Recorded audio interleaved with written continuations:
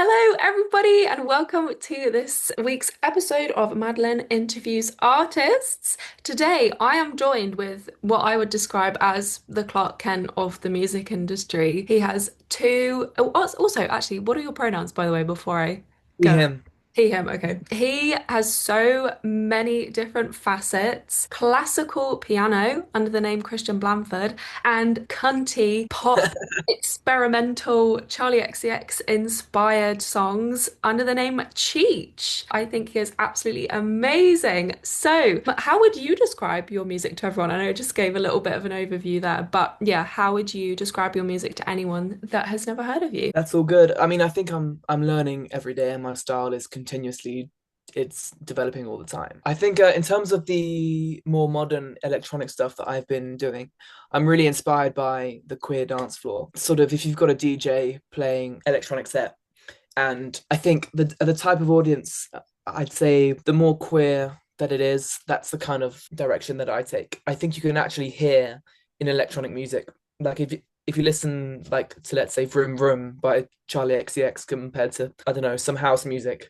or like the Ibiza Final Boss kind of stuff, Yeah. you can really hear like a sound. So I'd like to describe it as inherently queer, taking influences from all these different scenes, especially the queer rave scene in London. Wow. Artists like Luthien, uh, incredible producers like that.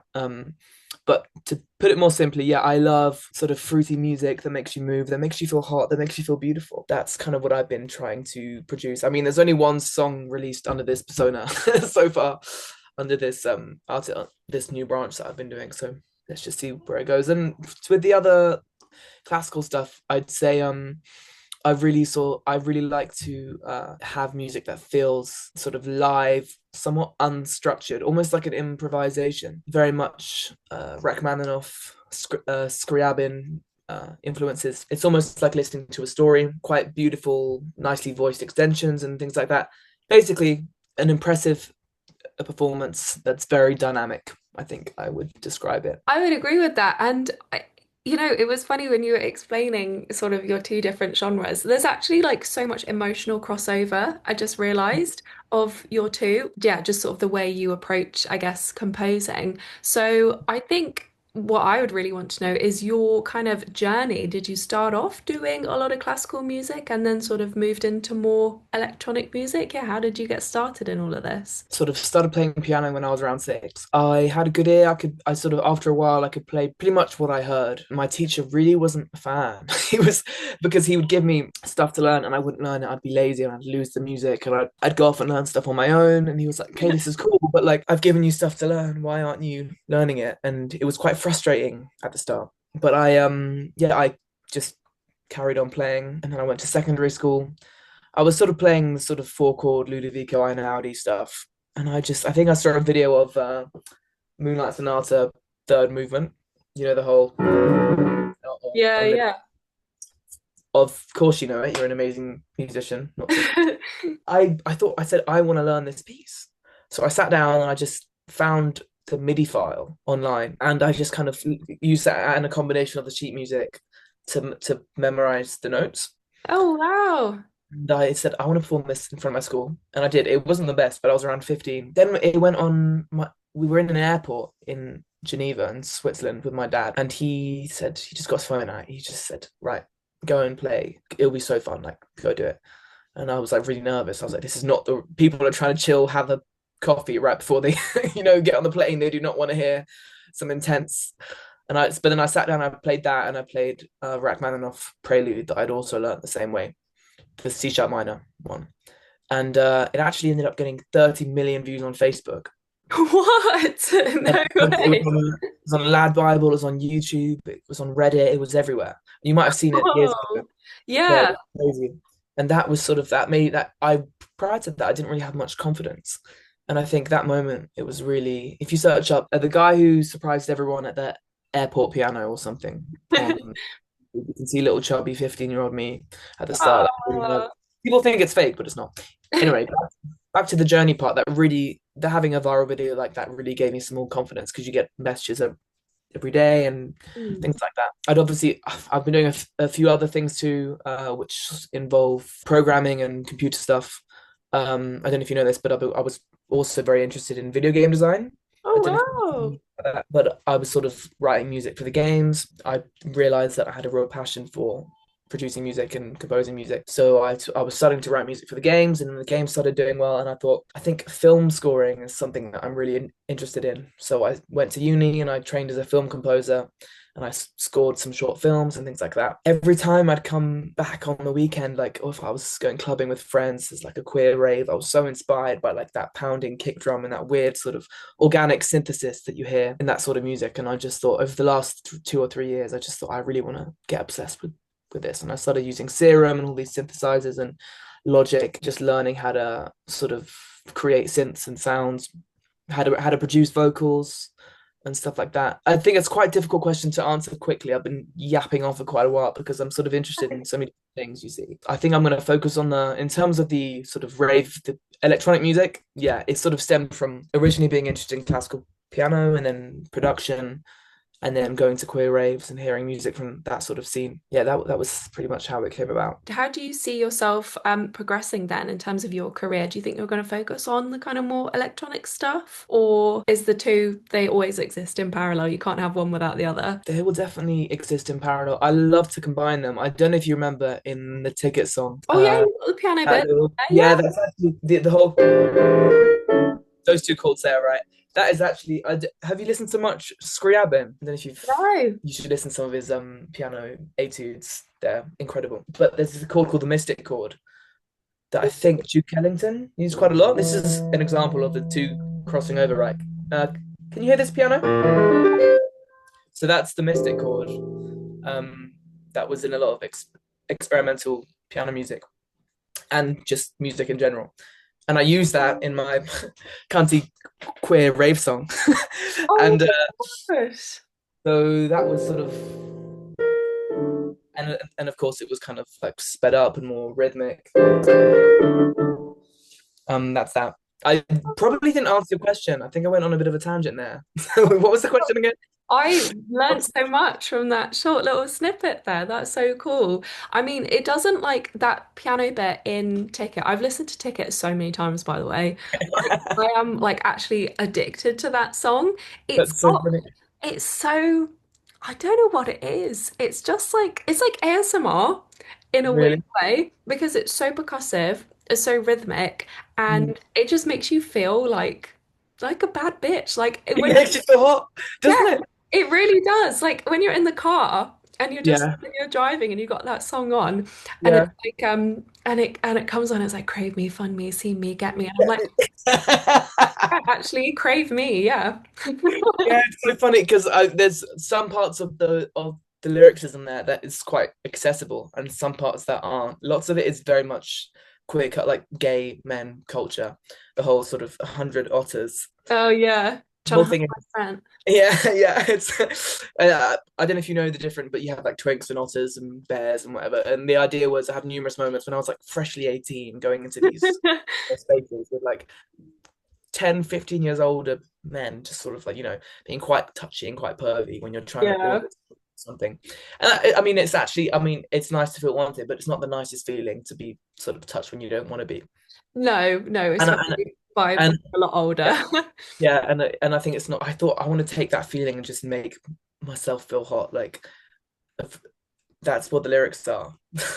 Basically, it's kind of like a song for them, like a playful, like go away, but also I love the fact that you're interested, but but like also you're really gross type thing. It totally captures that feeling of going to the club for the first time when you're 18 years old, like kind of being a little bit nervous, like, what is this? But then like getting attention for how you look for the first time is it's Mm. like it's such a weird feeling. I Mm. think that song captures it so well where you are like, oh, I look hot, but also like, oh, this is a bit Yeah, that's kind of like totally, yeah, real. That's so true. I mean, obviously, I used to be really overweight, which is not a problem. I think all bodies are beautiful.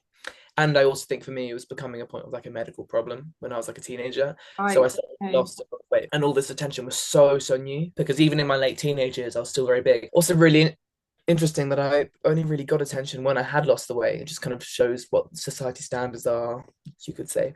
Mhm. Um, but yeah, point is, I wanted people to feel hot, but then also this it was a bit of a weird. I think next time I think I want to dumb it, like not dumb it down, but I think perhaps I want to make something a little bit more accessible. Not to say that one's better than the other, just to try something new. And I'm so glad that you resonated with it too. I've showed it to everyone, like all of my friends Really? now listen to it. Yeah, we love it. It's like it's on so many of my playlists. Definitely an avenue that you should keep pursuing because I think it's got the potential to really, really blow up. People love that kind of music. But definitely, yeah, definitely, as you said, like experiment with different styles. But yeah, do not give up on country Bless rap you. Thank you pop. so much. Yeah. Yeah, one thing you'll hear, you describe it as addictive, that sound, or one thing I utilize a lot in lots of my music. If you hear my piano music, it would just sort of like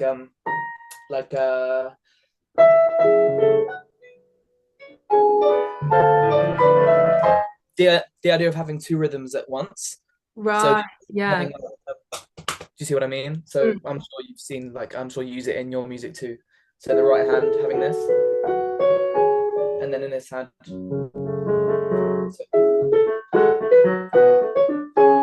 And I use that in Ticket. The opening is like bum, bum, bum, bum, bum. It's like two different. Yeah. That's a really catchy thing to do in production. I think to have a polyrhythm across numerous elements is a really fun thing to do. And I think that's going to be something that's going to be my sound. I think I love doing stuff like that. It's so impressive that you produced that whole thing yourself. Would you have any sort of like tips or tricks or ways to sort of help people get into production? Because one thing I really want to do on my channel is try and get more women into production because it can sometimes seem like really, really overwhelming and intimidating when in actuality, when you get into it, it's so much fun and it's all creative. Some of the most incredible advice I've been given musically is from women, and I think that being a woman in that space might seem intimidating, especially because there's a lot of male domination. I think it's getting better now, especially with Addison Rae's new album. It just goes to show like how incredible everyone can be.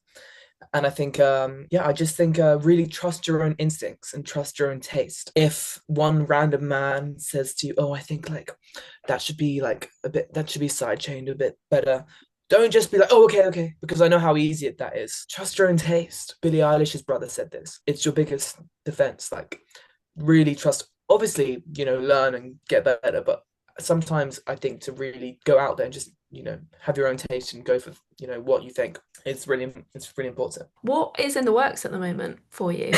I've been contacted by some music managers, people like that, who saw my music and heard the potential, and basically can't really say any names or what artists, but I can say that some of them are very interested in my sound and want me to pitch some production through. So I'll see how that goes. Wow, Um, like producing for other artists. yeah, and I'm also going to be I'm going to carry on. I'm releasing a new song soon, electronic song. I've only done the instrumental, but I want to see how it makes me feel, and then I'm going to start working on those vocals. I just want to give one more bit of advice in terms of production, Hmm. making your own thing.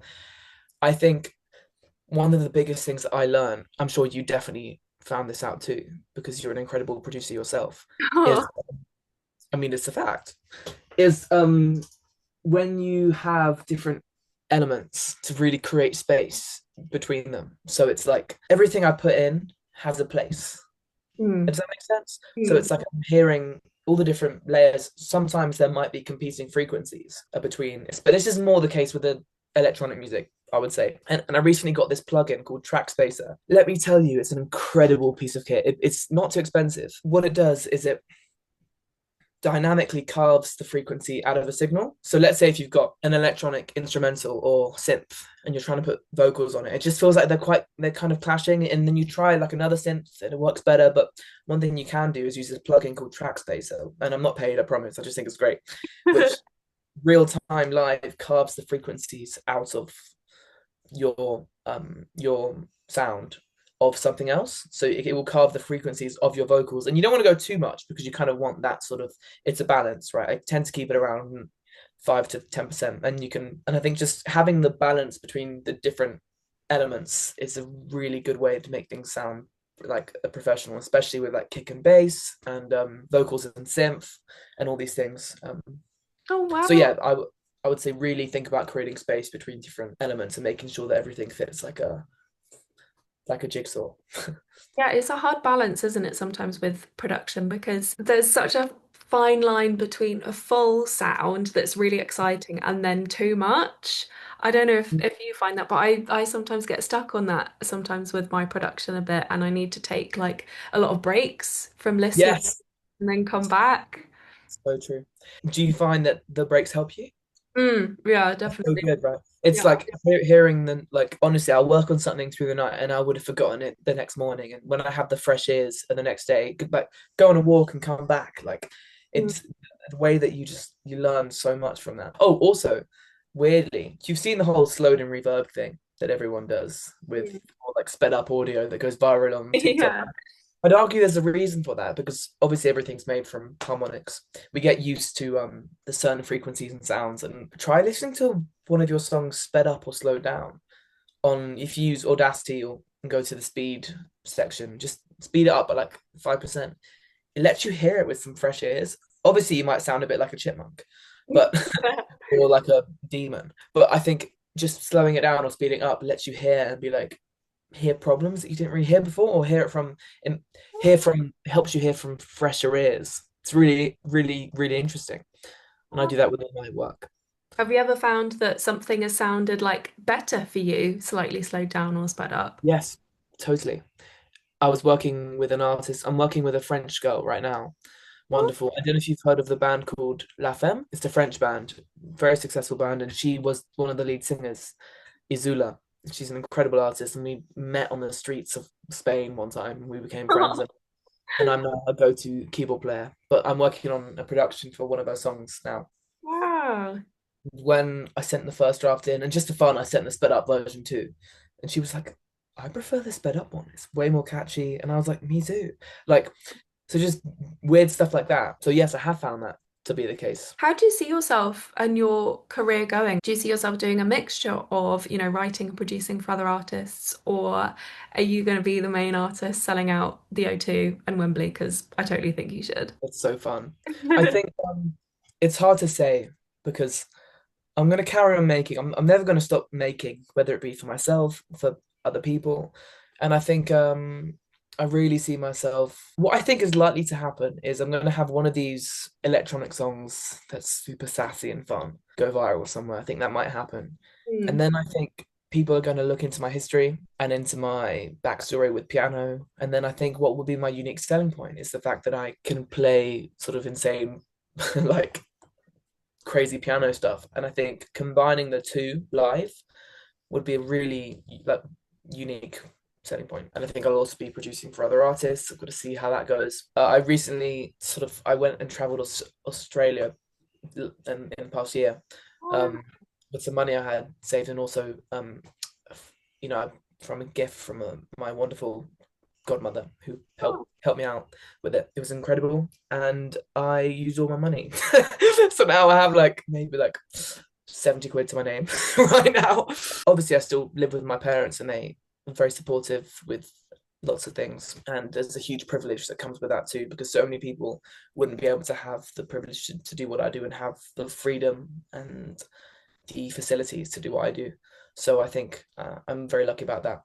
And I moved on so fast, I forgot the question. Oh yeah, it was about what do I see myself doing? Yeah, I think producing for other artists, and also I think I do think one of my electronic songs might pop off, but I have to just make it first of all. Yeah, I would totally agree. Like, I need you and Charlie to make a track together. Like, that just needs to happen because I can see obviously like the Charlie inspiration in that, but it's very different to what she makes. And yeah, I'm like manifesting the You collab. know what? That's so funny you say that because I do have some lovely mutuals with her, and I do so like you always want to sort of chase that up and be like, oh, show her this. Can you send her this? But like you don't really want to go down that route because you kind of don't want to seem like you're trying to use anyone, and I'm sort of Of course. do you know what I mean? But it's so funny you like because that track was the first time I used my voice in a song.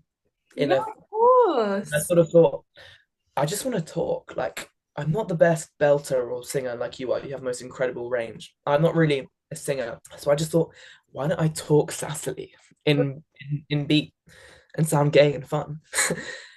And I've got my little Shure SM7 DB here. Ah, the staple. Yeah, so they've got a new model now, which is the SM7 DB, which has a built-in thing. It's not actually not very interesting, but I was in my room and I'd recorded this instrumental, and I had like a vision. I just I wrote down these lyrics, and of course it sounded crap the first time, but I had to just do numerous takes and had to work out. I had to really find my sound, so and it's always gonna develop and change. So let's just see what Yeah. happens. Yeah, and like experimentation is such a key part of making music. Like that's something that comes up every single time I do one of these interviews is like songs go through so many different versions before they're released and often like the first version sounds nothing like what what the released product sounds like. Mhm.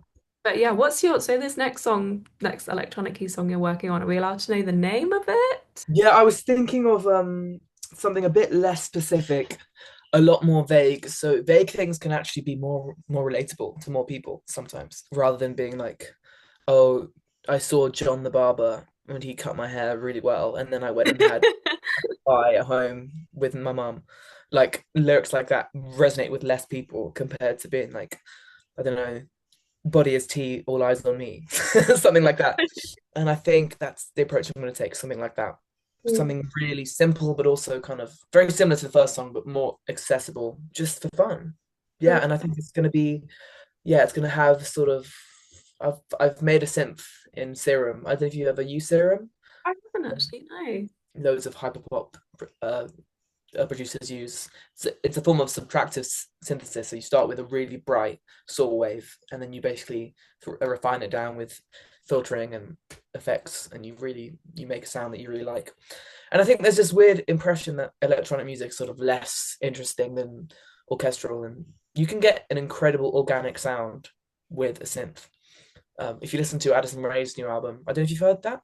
Oh yeah, I have, yeah. Especially with like high fashion and New York, and we'll hear these. I think the producers, two wonderful female producers. I can't remember what their names.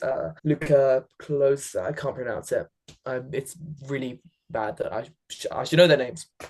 But a really organic sound, and I think you can really achieve organic sounds with a computer. It is possible. Yeah, definitely. And yeah, I need like a full album from you with that whole bitchy pop sound. Like I just need it right now. And I think the whole world just deserves that because it's so new and fun and interesting. And it's so lovely as well that you like keep your British accent in it. Yeah. Because so many artists like from the UK, and it really annoys me that they sing with an American accent or they like Mhm. American accent or something. And I'm like, why? What? Sometimes, sometimes I think it works. I think an example of this is one of my best friends, Skylar. I don't know if you saw her on TikTok back in the day with that teenage culture song. Did you ever see that? She'd be like singing about school, and she'd be like, she also did like Scorpio and star sign songs. But she's a wonderful, very talented artist, and her song, she did a song called Hair Tie. I don't know if you saw that. Okay, I'll look it up. she keeps her British accent and it works really well. But some singers don't, like I think Adele sings in an American accent and it just sounds amazing. I think both can work really well. But I just think for me personally, I loved tapping into my English voice because when I was at school and people were rapping and making songs, they were doing like drill music and talking about all these like you know these things like gang violence. I'm like, oh my god, like why are you talking like this? Because I know I've seen your mom's house. I know you don't come from that background. So why are you putting on this fake roadman voice? And I just thought, obviously, like I'm super privileged and quite bougie sounding.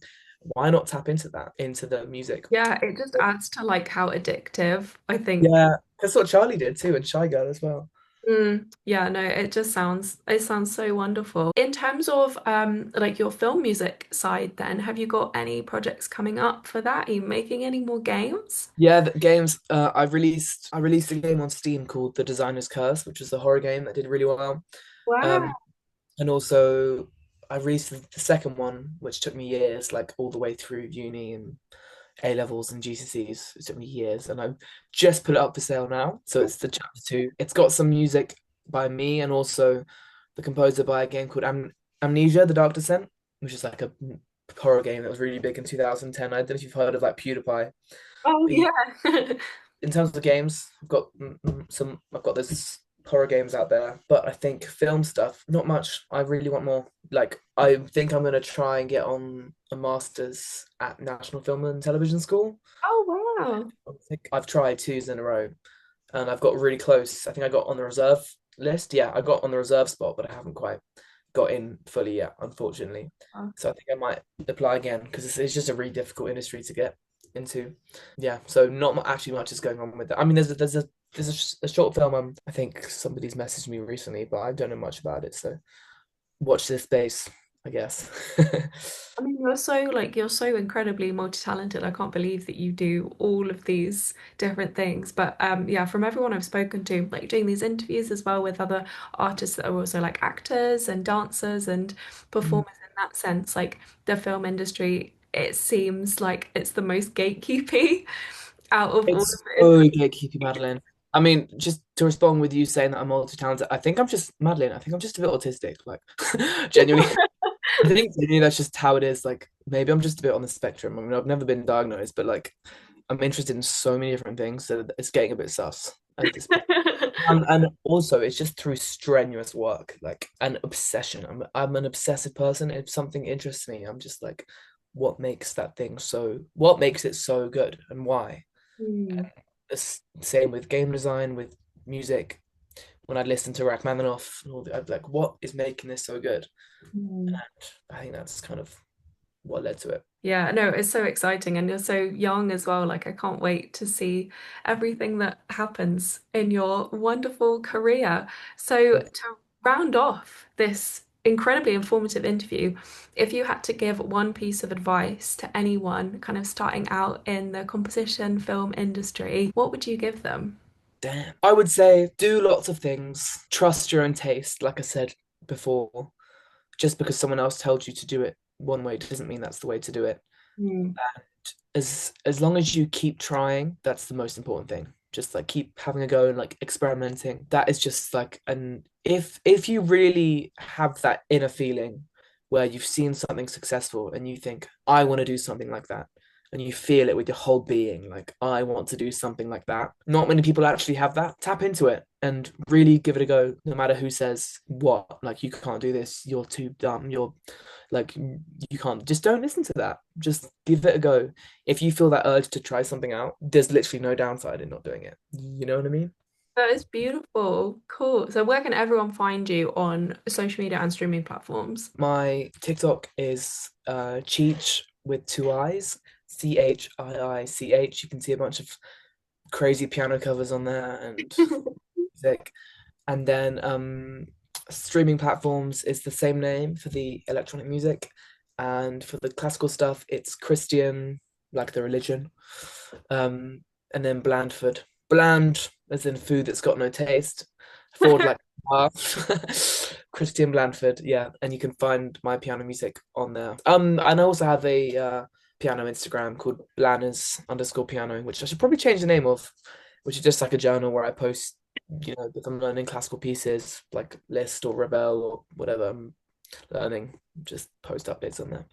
Oh, wonderful. Oh, well, thank you so much for your time. And please, everyone, go and listen to the whole of Christian's discography, everything from the classical music to all the pop. It is just beautiful. So thank you so much for your time. Thank you, Madeline.